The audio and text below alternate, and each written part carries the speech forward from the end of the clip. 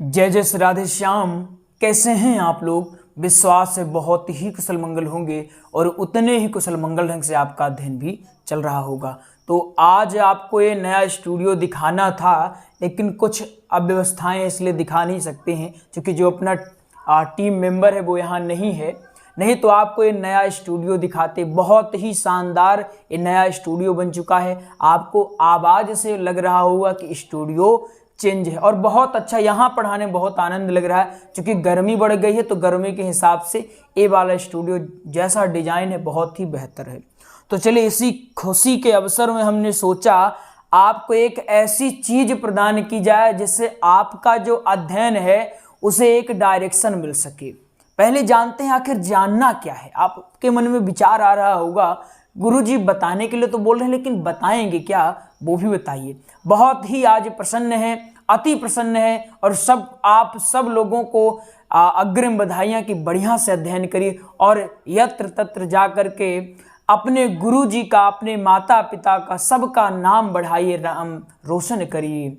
तो चलिए प्रारंभ करते हैं आज का महत्वपूर्ण प्रसंग। और सीखना बंद नहीं करना, क्योंकि अगर सीखना बंद किया तो जीतना बंद हो जाता है। आइए, तो आज का जो विषय है, विषय का नाम क्या है? विषय का नाम है प्रचार। प्रचार कैसे करें? प्रचार कैसे करें, अपने विषय का नाम ये है। अब आपके मन में होगा गुरुजी प्रचार क्या होता है, थोड़ा हमको ये और अच्छे से बता दीजिए। तो आपको कहने की जरूरत ही नहीं, क्योंकि आपके गुरुजी एक एक पॉइंट जीरो से लेकर के हीरो बनाने का काम करते हैं, तो आपको कहने की आवश्यकता नहीं।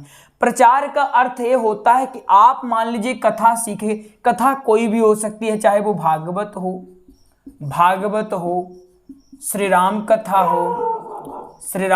हो, शिव पुराण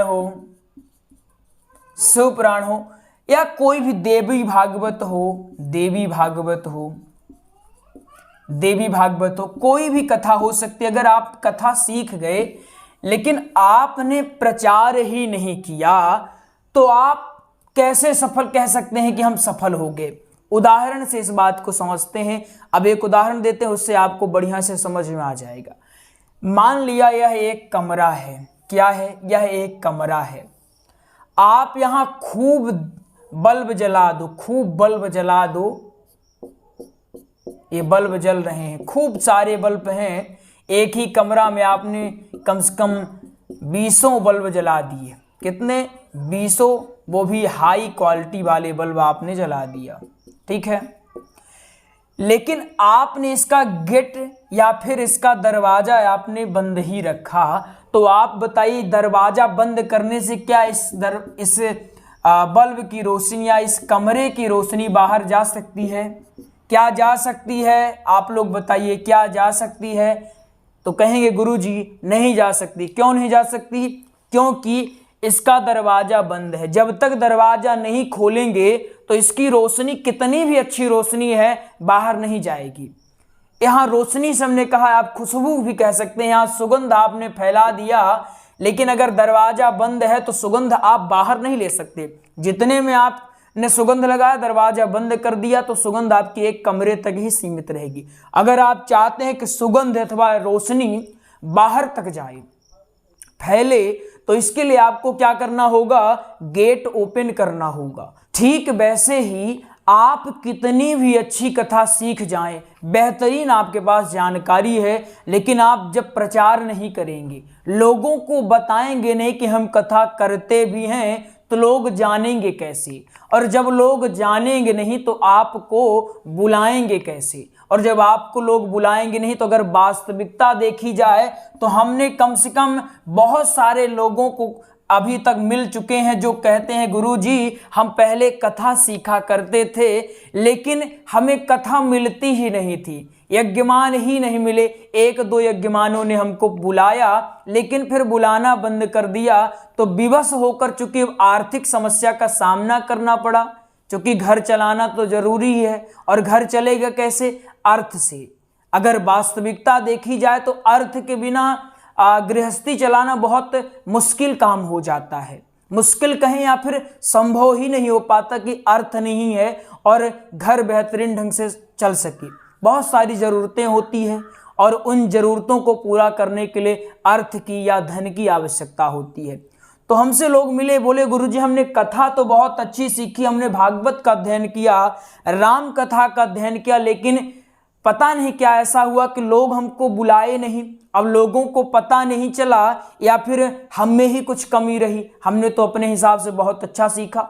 और जो वास्तव में हमसे मिले तो उनके पास अच्छी जानकारी थी, शास्त्रों की जानकारी थी, बोलने का ढंग अच्छा था, संगीत की अच्छी जानकारी थी, गायन बढ़िया था, सब कुछ बढ़िया था, लेकिन क्या ऐसा कारण हुआ कि लोग उनको बुलाए नहीं और मजबूरी बस उनका मार्ग अलग हो गया। ये सबके साथ हो सकता है, हमारे साथ, आपके साथ, किसी के साथ भी हो सकता है। मान लीजिए हमने कथा सीखा लेकिन हमको कोई बुलाएगा नहीं तो हम 1 साल 2 साल 3 साल 4 साल 5 साल इतना वेट कर लिए और जब देखे कि हमको कोई बुला नहीं रहा, अब आर्थिक समस्या आने वाली है हमारे पास, तो हम क्या करेंगे? या तो घर परिवार छोड़ करके बैरागी बन जाओ या तो फिर अपनी जिम्मेदारियों में डटे रहो और कार्य कुछ दूसरा करो। तो बहुत लोगों को हमने कंपनी में जाते देखा है, होटलों में काम करते देखा है। ये दुष्कर कार्य नहीं है, लेकिन भागवत प्रवक्ता यानी भागवत प्रवक्ता का कोर्स किए, बढ़िया से सीखे, लेकिन वो आगे नहीं बढ़ पाए। इसका सबसे प्रमुख कारण एक ही है, अच्छे से प्रचार ना कर पाना। जब अच्छे से प्रचार नहीं कर पाएंगे तो ये जो समस्या है सबके साथ होगी। आपके साथ भी हो सकती है, किसी के साथ भी हो सकती है। लोग ये बताते नहीं क्योंकि लोगों को अपने बिजनेस से मतलब होता है। लोग बड़े हवाई बातें करेंगे कि सीखो, ज्ञान लो, सब कुछ आ ही जाता है, नॉलेज होगी तो कामयाबी आ ही जाएगी। लेकिन एक कोई नहीं बताता कि जो नाकामयाब हैं उनका क्या हुआ, वो कहाँ गए। बहुत सारे ऐसे गुरुकुल हैं जहाँ से सीख करके घर आए और घर में आखिर बेचारे यूं ही परेशान भटक रहे हैं, उनको कोई बुला नहीं रहा है। आज हम ये जो प्रसंग बना रहे हैं तो आपके लिए बहुत ही महत्वपूर्ण होने वाला है। अगर आपने ये बातें समझ ली तो आपको शायद भविष्य में किसी भी प्रकार की समस्या का सामना नहीं करना पड़ेगा। वीडियो थोड़ा लंबी होगी क्योंकि समझाने में समय लगेगा, लेकिन अगर आपने समझ लिया तो मान लीजिए ये रामबाण सिद्ध होने वाला है। इस नॉर्मल है, इसमें कोई बहुत बड़ी बात नहीं है। मान लीजिए आपने कोई प्रोडक्ट बनाया, ये मान लीजिए फलाना प्रोडक्ट है, लेकिन आप अगर इसका प्रचार नहीं करेंगे तो लोग जानेंगे कैसे, और जब जानेंगे नहीं तो लेंगे कैसे। लोगों के पास जाना पड़ता है, उनको बताना पड़ता है, तब जाके लोग ट्रस्ट करते हैं। एक समय ऐसा आएगा कि फिर आपको लोग बुलाएंगे, सुनेंगे, अगर आप में क्वालिटी है। लेकिन सिर्फ ये नहीं कि बस प्रचार कर दिया काम हो गया। प्रचार के साथ साथ आपके पास जानकारी होनी चाहिए, ज्ञान होना चाहिए, तभी आप आगे बढ़ सकते हैं। अगर आप सिर्फ प्रचार कर रहे हैं, जानकारी कुछ नहीं है, तो कुछ मतलब नहीं निकलेगा। पहले अच्छे से अध्ययन करिए, जब लगे कि अब अध्ययन कर लिए हैं तो गुरु जी के पास जाइए, गुरु से मिलिए और उनसे बोलिए गुरु जी हमने सीखा है, आप कृपया करके सुनिए, और विनय पूर्वक उनसे निवेदन करें कि आप सुने। और जब वो आपको सुनेंगे और जब गुरु आदेश दे दें कि पुत्र अब जाओ तुम कथा कर सकते हो, इसके बाद आप कथा करने के लिए प्रिपेयर हैं, तो आपके मन में एक विचार आ रहा होगा कि गुरुजी ठीक है, आपने बता दिया कि प्रचार नहीं करेंगे तो भविष्य में हमें समस्याओं का सामना करना पड़ सकता है, तो बताइए प्रचार कैसे करें। तो बिल्कुल हम इसीलिए आए हैं कि आज आपको बता कर जाएं कि आप अपना प्रचार कैसे करें। तो आइए एक एक पॉइंट समझते हैं। पहला पॉइंट है गुरु का सानिध्य लें। गुरु का सानिध्य लें। अब गुरु का सानिध्य लेने का अर्थ क्या हुआ? देखिए, कहा जाता है कि गुरु के बिना विवेक संभव नहीं है। भले हम पुस्तक से खूब जानकारी ले लें, लेकिन जब तक गुरु मार्गदर्शन नहीं करते हैं तो हमारा मार्ग प्रशस्त नहीं होता है, अंधेरा ही रहा जाता है। बिना गुरु के सीखने का अर्थ वही हो जाता है कि अंधेरे में आप तीर चला रहे हैं। तो गुरु आपको 2 चीजें प्रोवाइड करेंगे। पहली चीज होगी वो है शिक्षा। क्या देंगे? शिक्षा देंगे। और जो दूसरी चीज है वो क्या देंगे? आपको आगे बढ़ने का अवसर। अब उदाहरण के माध्यम से समझिएगा। जैसे मान लीजिए आप कहीं गुरुकुल में सीख रहे हैं, कोई गुरुकुल है, या कहीं ऑनलाइन भी सीख रहे हैं, ऑनलाइन गुरुकुल एक ही है। हम अगर ऑनलाइन कहेंगे तो आप कहें गुरुजी आप प्रचार कर रहे हैं, इसलिए हम ऑनलाइन बिल्कुल नाम नहीं लेंगे, ठीक है ना। तो ये मान लीजिए गुरुकुलम है, यहाँ बच्चे पढ़ रहे हैं, ठीक है, ये बच्चे मान लीजिए पढ़ रहे हैं, यहाँ गुरुदेव हैं, गुरुदेव यहाँ पढ़ाए। तो ऐसा तो है नहीं कि ये जो गुरु जी है इनका कांटेक्ट लोगों से ना हो, अच्छा खासा होगा, क्योंकि जब जो गुरुकुल चला रहे हैं, जो पढ़ा रहे हैं, तो उनका कांटेक्ट तो होगा, उनका संपर्क तरह तरह के लोगों के पास होगा, इनके पास कथाएं भी आती होंगी। तो अक्सर देखा गया जो गुरुकुल में पढ़ाते हैं गुरुजी, जैसे हम भी हैं, तो कथाएं नहीं करते हैं, लगभग कथाएं बहुत आती लेकिन कथाएं हम लोग करते नहीं जनून, क्योंकि होता है दो तरह के लोग होते हैं, किन्हीं को कथा करने में आनंद आता है और किन्हीं को पढ़ाने में। अभी जैसे हमें पढ़ाने में आ रहा है, भविष्य में देखेंगे कथा करनी है या नहीं। तो मान लीजिए गुरु जी है, इनके पास कथा आई और आप गुरुकुल में ही पढ़ रहे हैं, गुरुकुल के विद्यार्थियों में से एक आप भी हैं, और गुरु जी के पता है कि आप योग्य हैं, बढ़िया अभिव्यक्ति आप कर लेते हैं, संगीत की आपको जानकारी भी है, अच्छे से आप सब कुछ कर लेते हैं, आप गुरु जी की नज़रों में अच्छे हैं, बढ़िया कुशल हैं। तो जब गुरु जी के पास कोई आएगी क्या कथा, जब गुरु जी के पास कोई कथा आएगी तो क्या लगता है वो क्या करेंगे, वो बाहर वालों को थोड़ी देंगे, गुरु हमेशा चाहेगा कि उसका शिष्य आगे जाए। तो ये गुरु जी क्या करेंगे, अपने उस शिष्य का नाम बता देंगे, कहेंगे हमारा ये शिष्य है, बहुत बढ़िया कथा करता है, आप एक बार इससे संपर्क करके देखो। तो जब ये कह देंगे कि हमारे शिष्य से संपर्क करो, तो क्या लगता है नहीं जाएगा, जाएगा, आपसे संपर्क करेगा, और अगर आप में वाकई में योग्यता है तो आपकी कथा सुनिश्चित हो गई। तो एक तो आपका यही मार्ग प्रशस्त हो गया गुरु जी के माध्यम से, पहला। दूसरा बेनिफिट गुरु के माध्यम से क्या होगा, आप बहुत सारे लोग जुड़े रहेंगे। एक गुरुकुल में या ऑनलाइन में एक लोग तो पढ़ते नहीं, बहुत सारे लोग पढ़ते हैं, एक बैच में कम से कम 10 से 20 स्टूडेंट पढ़ते ही हैं। तो 10-20 स्टूडेंट जब आप साथ पढ़ोगे तो एक आपका सर्कल बन जाएगा, आपका संपर्क बढ़िया से बन जाएगा, तो एक दूसरे से आप बढ़िया से जुड़ जाएंगे, मित्रता वाला व्यवहार हो जाएगा। तो जब एक की कथा अगर हो गई और उसको तुरंत एक दूसरी मिल गई और वो खाली नहीं है, तो आपको कह देंगे कि महाराज एक कथा मिली है तो हम तो व्यस्त हैं, आप चले जाइए। तो वहाँ आपको गुरु की सिर्फ सानिध्य में जाने से आपको कितनी चीजें मिल गई, शिक्षा, अवसर और कथा तो मिल ही रही है, साथ ही साथ मित्रों की अच्छी संगत मिल जाएगी। इससे आप निकालें कि आपको 4 तरह से लाभ हो जाएगा। पहला इसको नोट कर लीजिए। और अगर आपने अभी तक गुरु का सानिध्य नहीं लिया, अक्सर जो मार्ग से भटक गए, कथा सीखे हैं लेकिन वो कथा उनको मिल नहीं रही, तो उनका कारण यही होगा, या तो गुरु के प्रति पूर्ण निष्ठा नहीं होगी पहली बात, या तो उन्होंने गुरु नहीं बनाया होगा। जो ये सोचते नहीं हम ही सर्वे सर्वा हैं, वो इधर उधर भटकते रहते हैं और 1-2 में ही आकर के फिनिश हो जाते हैं। ठीक है, पहली बात तो ये रही। अब समझते हैं हम दूसरी बात, इसको आप चाहें तो लिखते भी जाइएगा, ठीक है ना। अब आइए दूसरी बात समझते हैं। दूसरी बात क्या है, दूसरी है सामूहिक कार्यक्रमों में, लिखिए इसको, भाग लें। भाग लेने का मतलब समझ रहे हैं ना, पार्टिसिपेट करना। सामूहिक कार्यक्रम जैसे मान लीजिए कथा हो रही है, किसी का विवाह हो रहा है, कहीं कोई पूजा हो रही, जैसे बहुत सारे त्योहार आते हैं, जैसे अभी गणेश उत्सव आ रहा था, गणेश उत्सव में हुआ, नवरात्रि आ गई तो नवरात्रि एक सामूहिक कार्यक्रम है। बहुत सारे सामूहिक कार्यक्रम का अर्थ ये होता है कि जहां समूह में लोग इकट्ठा हो जाएं, जहां आपको क्राउड मिल जाए, और वहां व्यवस्था, चूंकि अब आपको एक प्रसंग बताए थे कि देवी भागवत इस समय लोग कर रहे हैं, नवरात्रि है, माता देवी की मूर्ति विराजमान किए हैं, वहां साउंड रहता ही है। तो ऐसे में आपको बिना खर्चा किए बढ़िया एक प्लेटफॉर्म मिल जाने वाला है। तो अगर आप इसका लाभ नहीं लेते हैं तो आज से ही इसका लाभ लेना प्रारंभ कर दीजिए। इसके बिना कुछ नहीं होगा, भले ही हवाई बातें करनी हो तो हम भी कह दें नहीं, प्रचार की क्या आवश्यकता है, पहले नॉलेज लाएंगे तो लोग आपके पास आ ही जाएंगे। विश्वास माने हमने बहुत ऐसे विद्वानों को देखा है, जानकारी बहुत है लेकिन कोई पूछता ही नहीं है। वो अपने या तो घमंड में बैठे हैं कि अरे हम प्रचार करेंगे, या तो गलत फहमी में बैठे हुए। बिना प्रचार किए कुछ संभव नहीं है। चाहे आप बहुत सारे उदाहरण देख लीजिए, बड़े बड़े ब्रांड होते हैं जो, तो वो प्रचार ही करवाते हैं, खूब खर्चा करते हैं, प्रचार करवाते हैं, तब जाकर के कहीं उनकी बिक्री होती है। तो आपके साथ भी लागू होता है, सबके साथ लागू होता है, कोई हवा हवाई वाली बातें नहीं करनी है।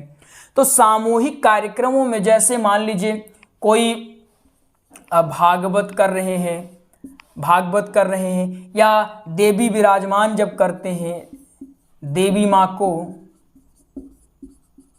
विराजमान करते हैं, और बहुत सारे सामूहिक कार्यक्रम है, जैसे गणेश जी की प्रतिमा जब लाते हैं, गणेश पूजन, ये सारी जो चीजें हैं इसमें क्या है, सामूहिक इनको कार्यक्रम कहा जाता है। ऐसे अवसरों में जब आप जाएंगे और अपने भेष में रहना, जैसा आप व्यासपीठ पर बैठेंगे ऐसे भेष में आपको रहना है, और जहां भी देखिए सामूहिक कार्यक्रम हो रहा है और वहां उत्तम ना भी रहे तो काम चलाऊं भी, अगर साउंड की व्यवस्था है, किसकी, साउंड की व्यवस्था है, या आपके बॉक्स मिक्सर अक्सर सब कुछ लगे हैं, तो आप वहां जाइए। जो ये समिति करवा रही या जिनके माध्यम से हो रहा है, आप उनसे अच्छे से बात करिए, उनसे कहिए कि हम कथा सीख रहे हैं, कुछ छुपाना नहीं है, जो है वो बताइए कि महाराज हम कथा सीख रहे हैं और हम अपना प्रचार करना चाहते हैं, लोगों तक हम पहुंचना चाहते हैं, जो अपनी बात है लोगों तक पहुंचाना चाहते हैं। इसमें शर्माने की बात नहीं, एक करना जरूरी है ना, सब लोग करते हैं, करना जरूरी है। तो आप उनसे सीधे सीधे बात, कोई छुपाने वाली बात नहीं, सीधे सीधे बात करिए, कहिए कि हमारे पास धन नहीं है और ना ही हम धन लेंगे आपसे, हम बेहतरीन कथा करेंगे और कोई दिक्कत नहीं होगी। आप समय अपने हिसाब से दीजिए, हमको जितना आपको समय देना हो तो आप दे दीजिए, हम यहाँ कथा करना चाहते हैं या सत्संग करना चाहते हैं। कथा तो पॉसिबल नहीं, आप सत्संग ऐसे स्थान में कर सकते हैं। क्या करेंगे आप, सत्संग।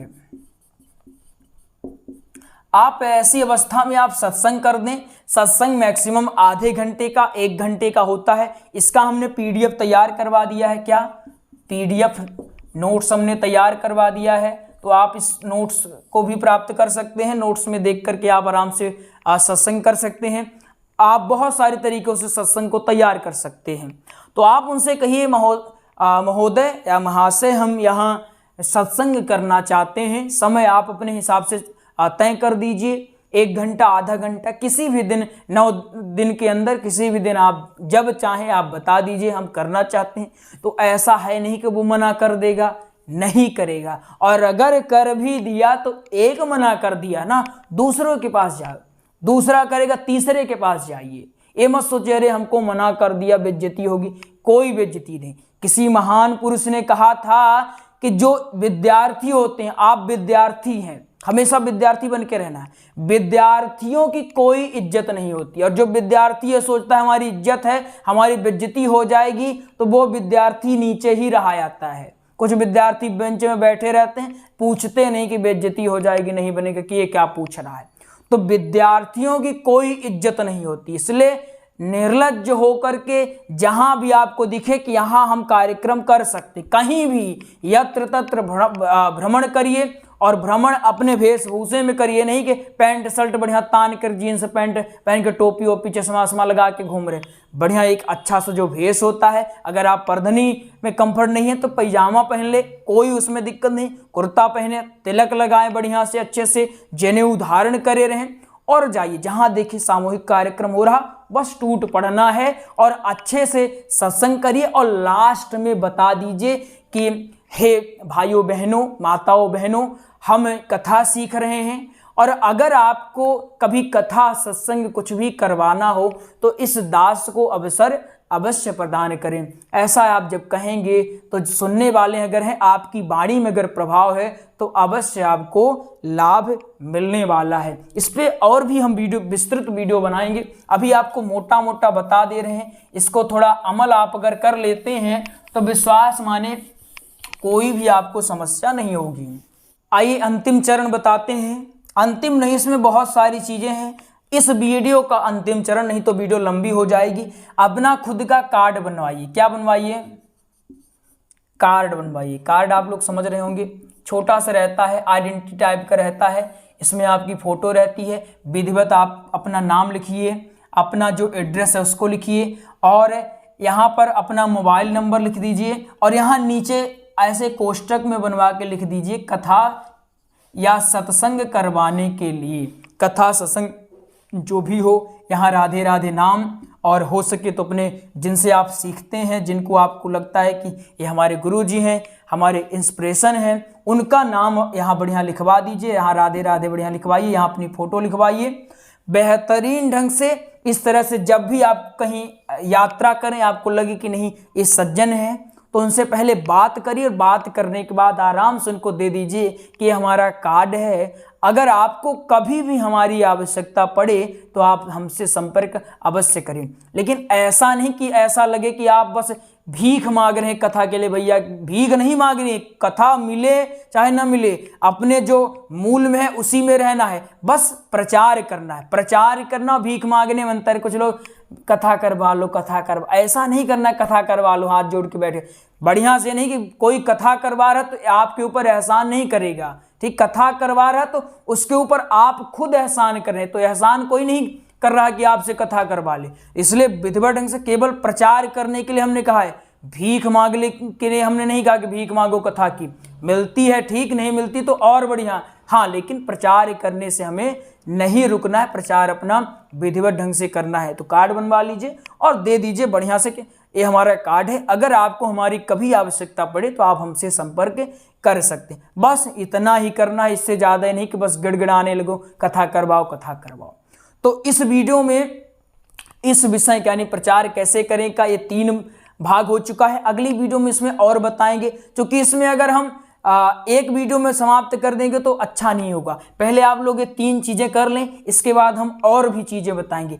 ये कम से कम आपकी जो ये प्रचार कैसे करें, कम से कम 4 भागों में कंप्लीट होने वाला। ये बहुत लॉन्ग है, इसमें बहुत बड़ा सेशन चलता है, बहुत बड़ा सेशन। ये अगर इसमें हमारी कमांड आ गई, लगभग आप लोगों में से ज़्यादातर लोग अब 5म दिवस तक कथा सीख गए होंगे।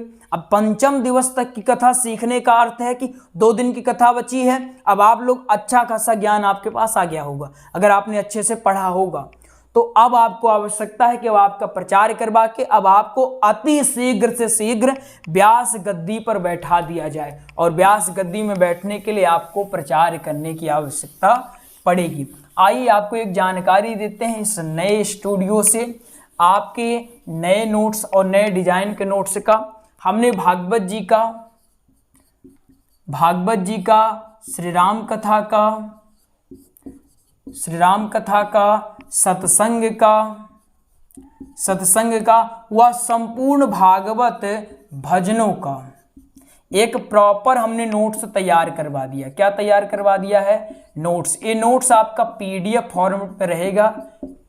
तो आपको करना क्या होगा? सिंपल है, इस नंबर में आप संपर्क कर ले। नंबर क्या है? 8269386376।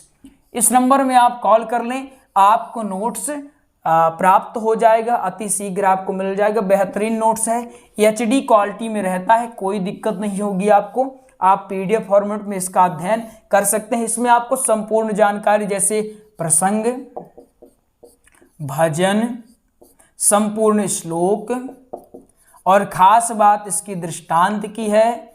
दृष्टांत का अर्थ आप लोग समझ रहे होंगे, जिसे बीच में कहानी या कविताएं बताई जाती हैं समझाने के लिए। ये संपूर्ण चीजें हैं, और खास बात इसकी है कि इसमें वर्णित है कि पहले दिन कौन सी कथा करें, दूसरे दिन कौन सी कथा करें, तीसरे दिन कौन सी कथा करें।